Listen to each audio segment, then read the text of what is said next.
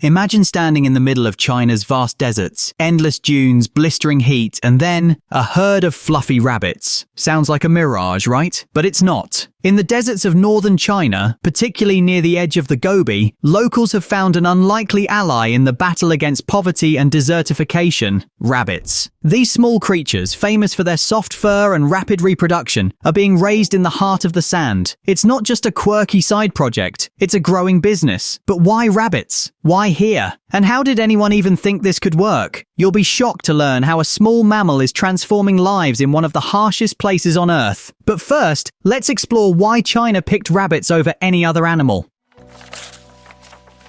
China's deserts are unforgiving, but rabbits bring a few superpowers to the table. Unlike larger livestock, they need less water, less food, and take up less space. A single rabbit can produce multiple litters per year, meaning fast returns for farmers. Plus, rabbit fur and meat are highly marketable, both locally and internationally. In areas where the land is too poor for crops or cattle, rabbits offer an efficient, scalable solution. The government has backed small-scale rabbit farms as part of broader poverty alleviation programs, especially in desert-bordering provinces like Inner Mongolia. But how profitable can a desert rabbit really be? You're about to find out just how much money is hidden in that soft fur. Raising rabbits in the desert is surprisingly profitable. A single rabbit can produce several pounds of meat and high-quality fur every few months. Multiply that by hundreds, even thousands, and you've got a business that can pull a family out of poverty. Some desert farmers report earning several $1,000s a year just from rabbit farming, a huge boost compared to traditional desert livelihoods like herding goats or sheep. Plus, the demand for rabbit fur, especially the prized Angora type, has surged globally, opening up export markets. But it's not just about money, it's also about survival. How do these delicate creatures manage to thrive in the brutal desert heat? That's the next mystery we'll unpack. You'd think rabbits would drop like flies in the desert, but local farmers have adapted clever techniques to keep them cool. Underground burrows, shaded enclosures, and water-conserving feeding methods help rabbits avoid overheating. Certain rabbit breeds are also more resilient to dry conditions, making them ideal for desert farming. Interestingly, the rabbits themselves contribute to soil improvement. Their droppings enrich sandy soils, adding much-needed nutrients and boosting nearby plant growth. But there's an even bigger picture here. Rabbits are just one piece of China's vast mega-projects aimed at transforming deserts. Get ready to discover how China is fighting back against the Gobi's relentless spread.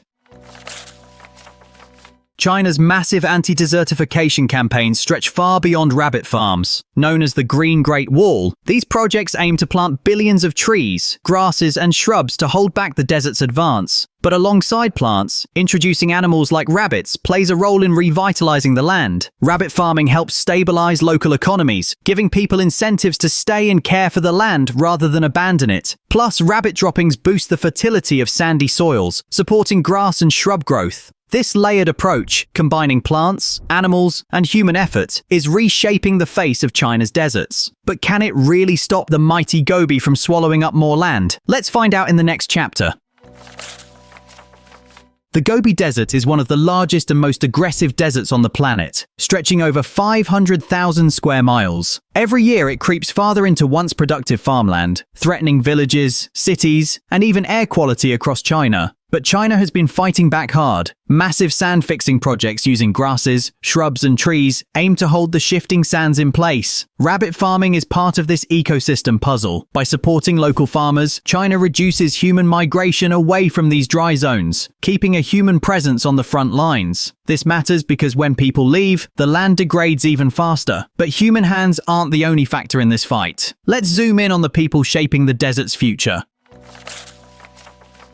Behind every desert rabbit farm is a family, often multi-generational, relying on these fluffy creatures to survive. Farming rabbits in sand is tough, water is scarce, temperatures swing wildly, and feed is often expensive. But government subsidies, technical training, and market access programs have made it possible for many desert-dwelling families to turn rabbits into a stable source of income. Interestingly, some farmers are experimenting with crossbreeding desert-adapted plants and rabbits, creating micro-ecosystems that help each other thrive. But not everything is rosy. The balancing act between economic ambition and environmental protection can get tricky, and that's where the clash between desert and green ambitions comes in.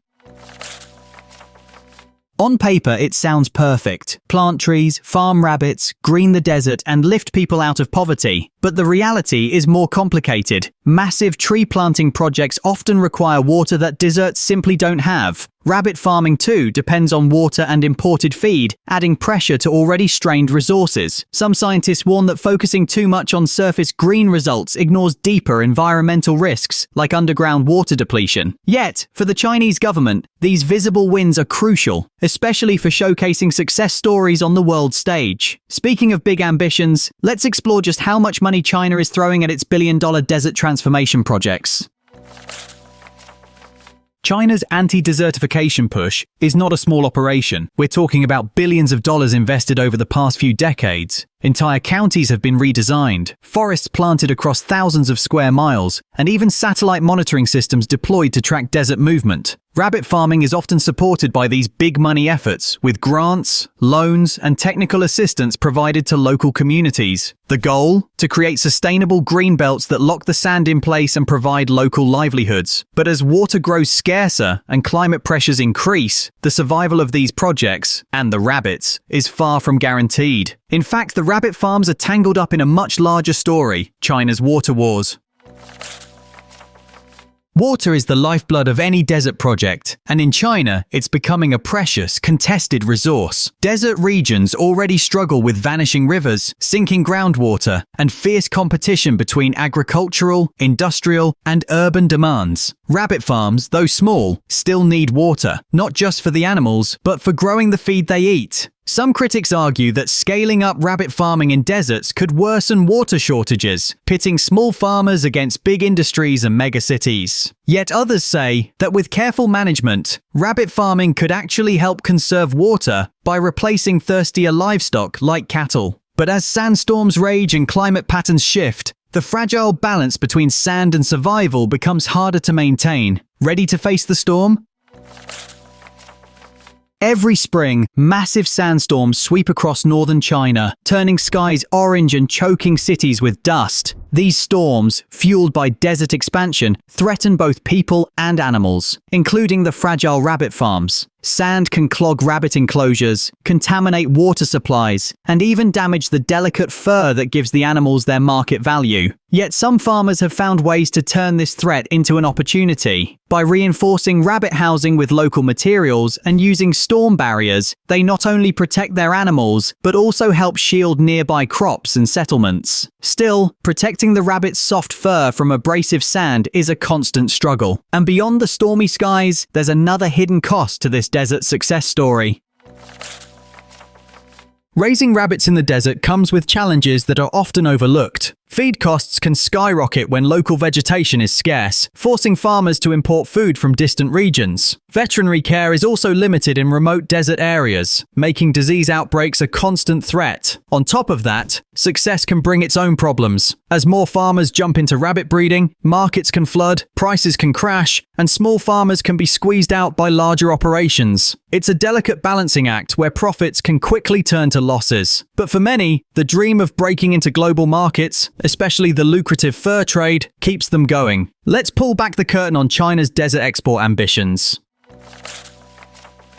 China's rabbit farms, including those in desert areas, are increasingly tied to international markets. Angora rabbit fur, prized for its softness and warmth, is shipped around the world to make luxury clothing and textiles. Rabbit meat also finds its way into overseas markets, though less prominently. For desert farmers, tapping into these export channels offers the promise of higher profits and economic stability. But entering the global stage means meeting strict quality standards, navigating volatile prices, and competing with massive industrial farms. Still, for many rural communities, the dream of selling soft fur and tender meat abroad keeps the desert rabbit farms alive. Yet as the desert projects evolve, a big question looms: what comes after rabbits?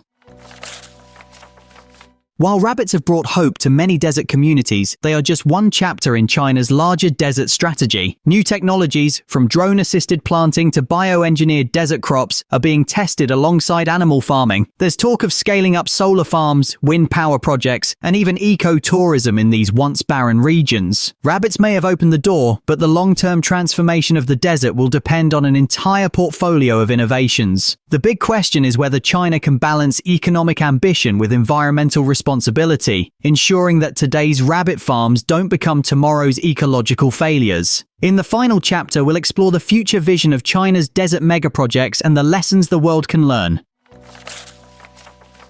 China's desert experiments, from planting trees to raising rabbits, represent one of the most ambitious land transformation efforts on Earth. But the stakes are enormous. If successful, these projects could turn vast stretches of sand into productive, livable landscapes, offering a model for other arid regions worldwide. If they fail, the consequences could be dire: wasted billions, collapsed ecosystems, and deepened rural poverty. The story of rabbits in the desert is a fascinating glimpse into the creativity and complexity of China's fight against desertification. It's a story of survival, ambition, and the delicate dance between nature and human will. And as the deserts shift and the rabbits multiply, one thing is clear: this battle is far from over.